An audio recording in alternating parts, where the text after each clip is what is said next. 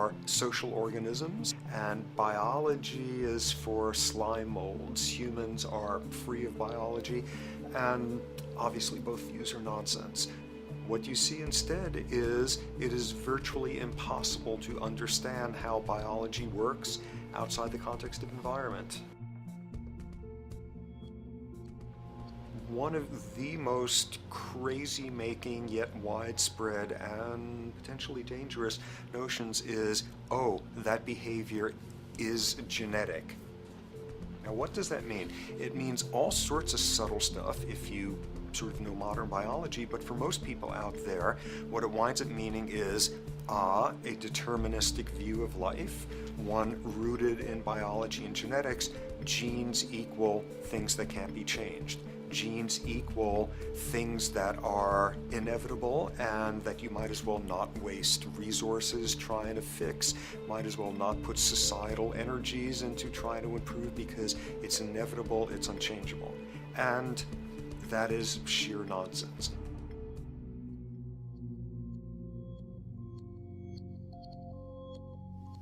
It is widely thought that conditions like ADHD are genetically programmed, conditions like schizophrenia are genetically programmed.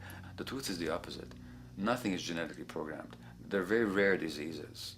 I mean, a small handful, extremely sparsely represented in the population that are truly genetically determined. Most complex conditions might have a predisposition that is a genetic component, but a predisposition is not the same as a predetermination.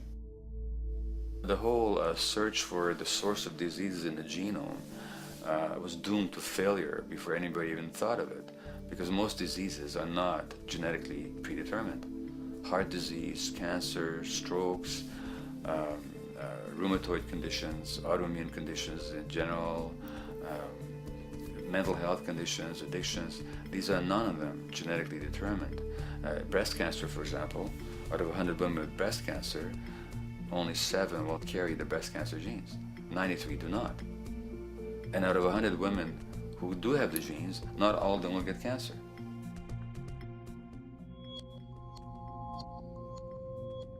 Genes are not just things that make us behave in a particular way regardless of our environment. Genes give us different ways of responding to our environment. In fact, it looks as if some of the early childhood influences of a kind of child rearing affects gene expression, actually turning on and off different genes to put you on a different developmental track, which may suit the kind of world you've got to deal with.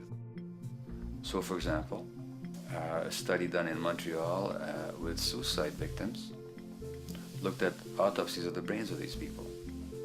And it turned out that if a suicide victim, these are usually young adults, had been abused as children, the abuse actually caused a genetic change in the brain that was absent in the brains of people who had not been abused. That's an epigenetic effect. Epi means on top of, so that the epigenetic influence is what happens environmentally to either activate or deactivate certain genes.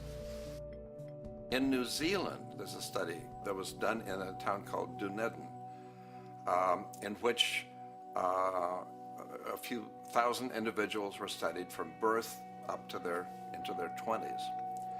What they found was that they could identify a genetic mutation, an abnormal gene, which did have some relation to the predisposition to commit violence, but only if the individual had also been subjected to severe child abuse.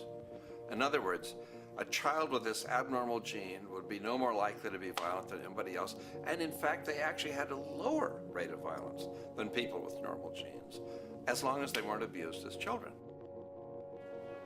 Great additional example of the ways in which genes are not be-all, end-all. Fancy technique where you can take a specific gene out of a mouse, that mouse and its descendants will not have that gene, you have knocked out that gene. So there's this one gene that codes for a protein that has something to do with learning and memory, and this fabulous demonstration, knock out that gene and you have a mouse